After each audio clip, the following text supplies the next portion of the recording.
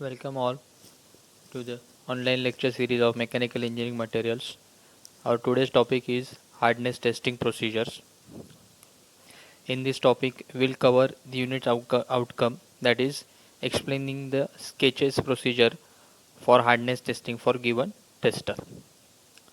So like we said earlier, the topic level outcome for this lecture is hardness testing procedures, in which we'll go through two testing procedures, that is first one is Brinell hardness tester and second is Rockwell hardness tester.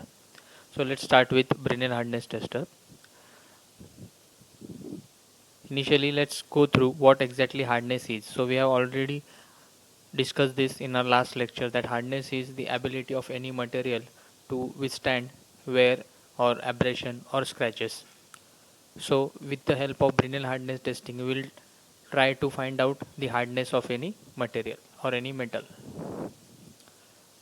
Most commonly it is used to test the materials that have structure that is too coarse or that have a surface that is too rough to be tested using another test method. For example, castings and forging. So casting metals or forging metals are generally preferred for the Brinell hardness testing. A number expressing Brinell hardness and denoting the load applied in a testing in kilogram divided by the peripheral area of indentation produced in the specimen in square millimeters. This is nothing but the formula of the Brinell hardness number, which will we go through in our next slide. During the hardness test, the indenter is usually a ball, pyramid or cone type. The indenter used is a Brinell hardness test is a cone indenter. Here this is nothing but an uh, experiment setup of Brinell hardness tester. A BHN or Brinell hardness number is designated by most commonly used test standard, American standard test of materials E1014 and ISO 650 is to 2500 as HBW, H for hardness, B for Brinell and W for from the material of the indenter, tungsten, wolfram, carbide. In former standards, HB or HBS were used to refer to the measurements made with the steel indenters. Brinell testing often use a very high test load, around 3000 kgf, and a 10 diameter steel bore is used as an indenter, so that the resulting indentation averages out most surfaces and subsurface inconsistencies. Let's understand the procedure that is to be followed for the Brinell hardness testing. First, insert the ball indenter of diameter D in the ball holder of the machine. Next, make the here this is the ball holder of the machine. Make the specimen surface clean by removing dust, dirt, oil or grease. Make contact between the specimen surface and the ball by rotating the jack adjusting wheel. Here we will put the specimen on this tray. This is nothing but your holder for your steel ball indenter, and this represent the load application wheel. Push the required button for loading. Pull the load release level and wait for 15 seconds. The load will automatically apply gradually. Remove the specimen from the support table and locate the indentation so made. View the indentation through microscope and measure the diameter small d by micrometer fitted on the microscope. This is the micrometer that we will be using to find out the value of diameter of the indentation, denoted by letter small d. Repeat the entire operation 3 times. So we will be taking 3 measurements or 3 readings for this particular specimen. Now let's find out how to do the calculation and observation of this experiment or this testing methodology. This is the table that we have to consider during the observation of the indentation, which consists of ball diameter capital D in mm. This is the ball diameter. Load applied P in kgf. P is the test load or load applied. Diameter of indentation di or small d in mm. Here we have taken this diameter of indentation as a small d. this P by D2 is nothing but this calculation, or this is formula that we will get a Brinell hardness number at the end of you with the help of this answer of this ratio.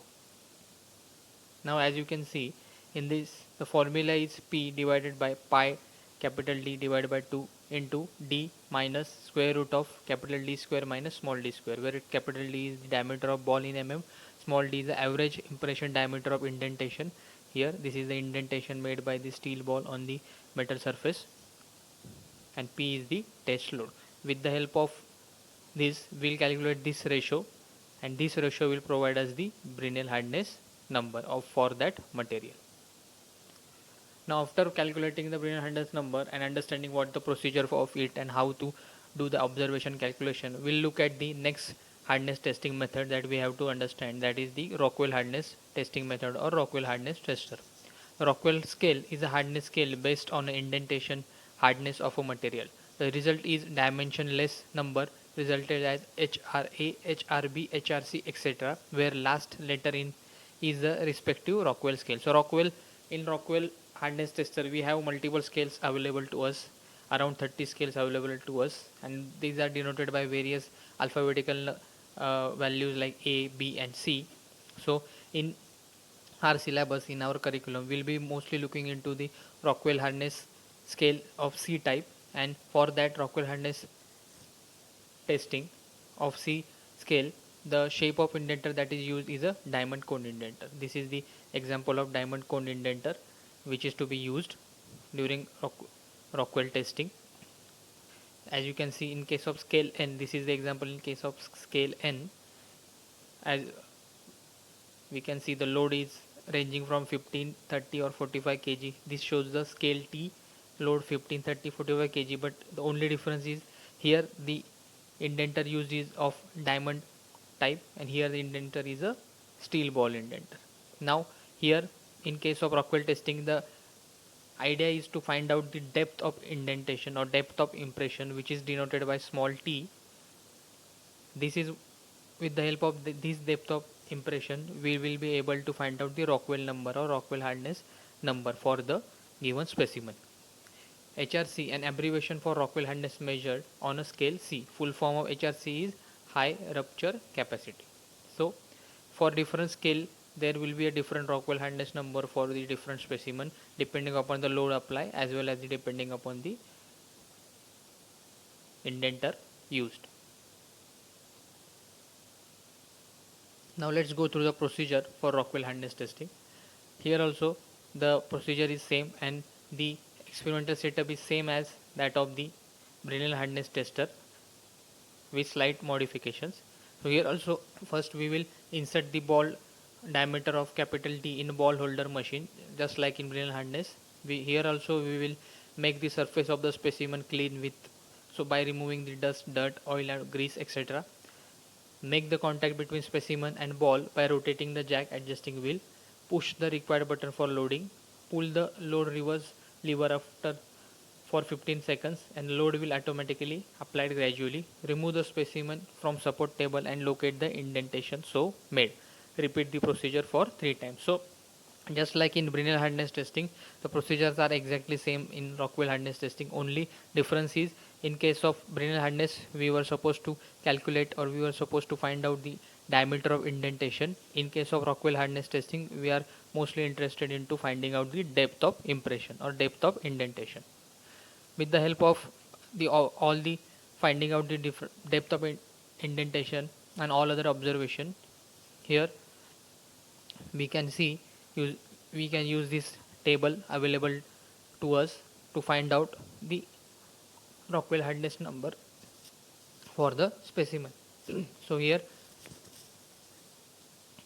for different thicknesses in mm, the Rockwell superficial hardness scales or Rockwell regular hardness scales. This is the regular hardness scale that we will be studying. This shows the superficial scale. Here you can see with different types of load given to the specific type of scale, like for in scale C the load applied should be around 150, for scale D it is around 100, for A 60. In that case we are able to find out the Rockwell hardness number or Rockwell hardness value for the specific material. So today in this topic we'll understood what exactly is a hardness testing, what are the procedures that are used for hardness testing like Brinell hardness testing or Rockwell hardness testing, and how they are useful to find out the hardness of various materials. Now this concludes our unit number 1. All these type of testing, different types of procedure are also part of the practicals that are to be performed for the unit number 1. So let's go through this uh, lecture once again and try to find out different types of information regarding Brinell hardness number, Rockwell hardness number, and try to create a notes regarding that. Thank you.